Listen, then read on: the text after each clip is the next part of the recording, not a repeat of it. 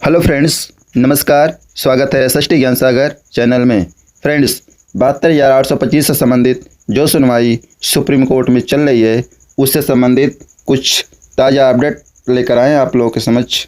जैसा कि स्क्रीन पर आप देख पा रहे होंगे, सभी अगवाकार एवं याचिगण के लिए एक ही विकल्प केवल मर्सी के आधार पर।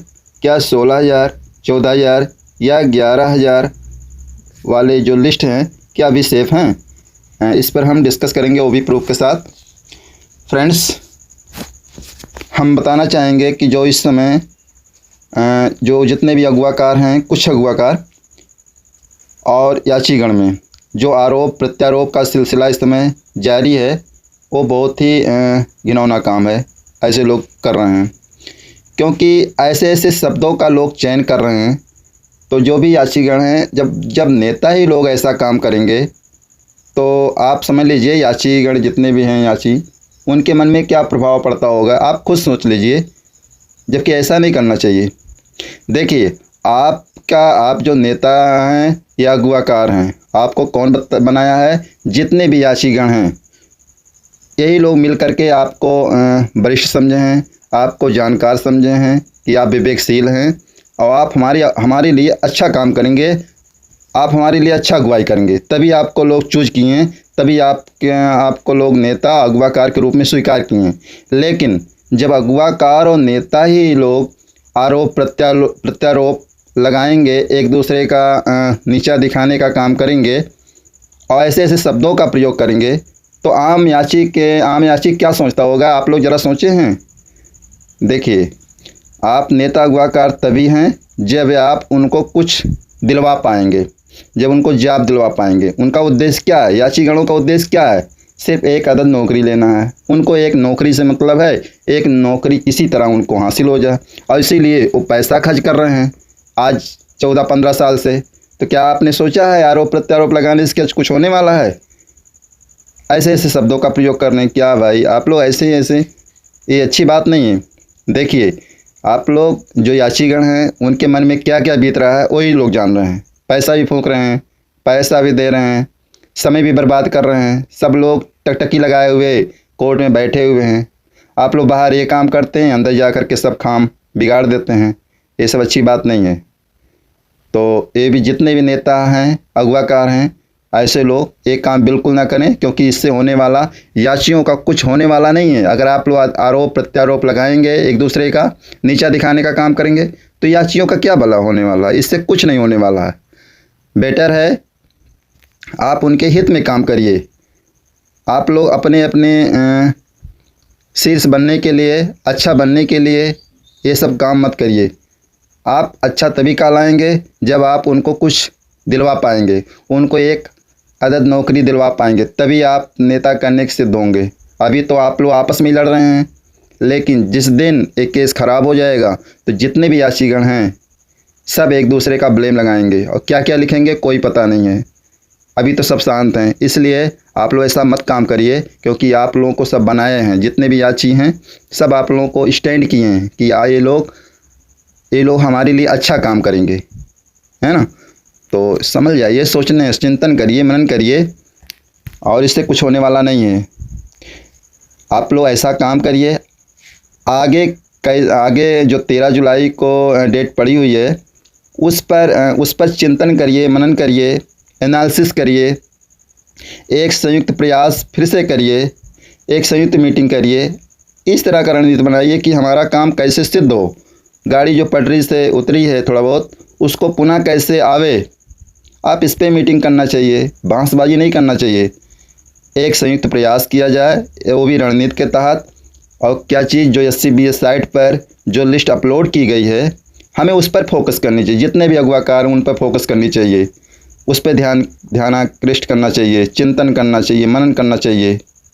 पुरानी गलती क्या हुई है उससे कुछ लेना देना नहीं है, उससे याचियों का क्या भला होने वाला है। पुरानी गलती तो आप लोग किए ही हैं। जितने भी अगवाकार हैं, अगर पुरानी गलती ना किए होते तो सब आज जॉब में होते और नौकरी सबको मिल गई होती। 72,825 जो मैटर चल रहा, उससे बाद वाले केस वाले जो भी थे उनका आर्डर हो गया है। जैसे 29 या 334 का, 12,000 का, इन सब का आर्डर हो गया, जॉब पा गए हैं। अभी हाल ही में, सबको पता है, जबकि इस मैटर से बाद का मैटर है। क्यों? क्योंकि उसमें नेता कम थे, इतना आरोप प्रत्यारोप कोई नहीं लगाता था। उनका केवल मकसद था, एक ही लक्ष्य था कि किसी तरह हमारे याचियों को, हमारे आदमियों को, व्यक्ति को कैसे जाम मिले इनके प्रकरण। आप लोग केवल पैसा कमाने के चक्कर में आरोप प्रत्यारोप लगाते हैं, अपना ऊंचा बनने के चक्कर में। ये सब क्या है? तो जो पुरानी गलती हुई है उसको आप स्वीकार करिए कि मुझसे गलती हुई है, क्योंकि इसको पुरानी गलती को आप रोना रोएंगे तो इससे याचियों का क्या भला होने वाला है। तो पुरानी गलती आप लोग किए हैं, अगर आप लोग ना किए होते तो इतनी बड़ी संख्या नहीं आती। जब करेक्शन के नाम पे आप लोग फार्म भरवाए हैं, मैक्सिमम लोगों का संख्या बढ़वाने का काम, जितने भी नेता अगुवाकार हैं सबका उसमें रोल है। ऐसा कोई नहीं है कि कोई उससे छूता है, केवल काम बिगाड़ने का काम जितने भी अगुवाकार हैं वही हैं। जब करेक्शन हो गया था तो उसमें ये गूगल फॉर्म की क्या आवश्यकता पड़ी है? जो हो गया था हो गया था, फिर बाद में उसको एफिडेविट के माध्यम से सब लोग का सही करवाते। लेकिन नहीं, सब लोग पैसा कमाने चक्कर में मैक्सिमम लोगों को जोड़े हैं, तो गलती सबसे हुई है, कोई भी ऐसे छूता नहीं है।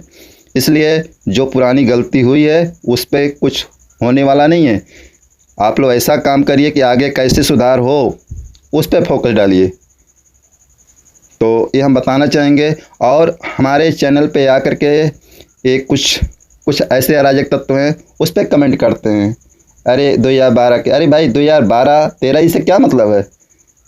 केवल 2011 का टेट होना चाहिए, चाहे 12 का आवेदक हो चाहे 11 का आवेदक हो, दोनों तो एक ही बात है ना यार। आप लोग हद बना दिए हैं। अरे किसी तरह एन केंद्र प्रकरण हो जाने दो, जो लिस्ट बन चुकी है सीबीआई साइट पे उसी के आधार पे हो। आपको एक चीज़ मैं भी बता दे रहा हूँ, अगर मेरिट पे होगा तो एक केस किसी को होने वाला नहीं, वो भी सीमित पद ही मिलेंगे, 6000 समथिंग, आप सभी को पता है। इसलिए अगर आप चाहते हो मैक्सिमम लोगों का भला हो, जो सीबीआई साइट पर अपलोड हो चुकी है उसी पर बात हो। और वो बात आदरणीय उनमें से एक जज महोदय उसमें शामिल हैं, आदरणीय प्रसन्ना सर, इसलिए अगली बार वो सीनियर बनने जा रहे हैं। तो वो जितने भी हम लोग बात हुई है कोर्ट में शुरू से अंत तक, उस बात को मेंशन के माध्यम से ये अगवाकार के, ये जितने भी अगवाकार इनकी जिम्मेदारी बनती है, इस पर तो बात करेंगे नहीं। तो मैं उन तक बात पहुंचाना चाहता हूं कि जितने भी अगवाकार हैं वो जितने भी कोर्ट में बात हुई है उसको मेंशनिंग के तहत उनको याद दिलवाने का काम, अक्षरता याद दिलवाने का काम कोर्ट में करेंगे। आपने क्या क्या बोला, क्योंकि ऑलरेडी जज उसमें से एक रहेंगे, वो भी सीनियर बनने जा रहे हैं। तो इसलिए उस पर जो SCBA साइट पर अपलोड है लिस्ट, उसी पे बात हो, चाहे 16,000 की बात हो, 14,000 की बात हो, 11,000 की बात हो, लेकिन हो एक कब से दोगा जब मर्सी के आधार पर सुनवाई होगी। और मर्सी के आधार पर सुनवाई होने पर मैक्सिमम लोगों का भला होगा। देखिए पद भी उसमें मैक्सिमम पद 7-8 हज़ार हैं और कुछ ही पद उनको देना है, वो भी आप आर्टिकल 142 के तहत प्रयोग करके और आपका हो सकता है, आर्डर हो सकता है। लेकिन आप नेतागिरी करेंगे तो बिल्कुल नहीं होगा, इतना आप नोट कर लीजिए। इसलिए और गूगल फॉर्म वालों से अपेक्षा है, ये लोग चलाते हैं कि हमारा नहीं करेंगे, ये लोग भी बहुत कमेंट करते हैं कि हमारा, अरे भाई हमारा आखिर में ये 16,000-14,000 वाले क्यों लड़ रहे हैं, 11,000 वाले क्यों लड़ रहे हैं? क्योंकि इनका बेस जो 1100 का जो ऑर्डर हुआ था उसमें से 839 लोग सेलेक्ट हैं। आखिर में क्यों लड़ रहे हैं? आधार तो वही है ना, बेस तो इनका हो जाने दीजिए। अगर 839 लोग ना हुए होते तो क्या जो लड़ रहे हैं उनका कोई बेस बनता? जो मर्सी के आधार पर है आज तक जो सुनवाई हुई है, क्या उनका बेस बनता? नहीं बनता। इसलिए 839 का जैसे हुआ है उस आधार पे लोग लड़ रहे हैं। उसी प्रकार अगर जो लिस्ट बनी हुई है अगर इनका हो जाता है तो उसी बेस पे आप भी होंगे, क्योंकि कोर्ट ने बोल रखा है कि हम 2 फेज में करेंगे। लेकिन जब 32,000 की संख्या पहुंचा देंगे तो फिर किसी का नहीं होगा। अरे कुछ सोचो, कम से कम एक का हो जाने दो, फिर दूसरे का नंबर आएगा, होगा सबका होगा स्टेप बाय स्टेप। जैसा कि 839 का हो चुका है उसी आधार पे भी लड़ रहे हैं, इनका भी हो जाएगा, तब फिर दूसरा फेज आएगा। लेकिन अगर ऐसे ही आप हरकत करेंगे तो किसी की नहीं होगा। इसलिए अगर आप चाहते हैं मर्सी के आधार पे हो तो बिल्कुल होगा।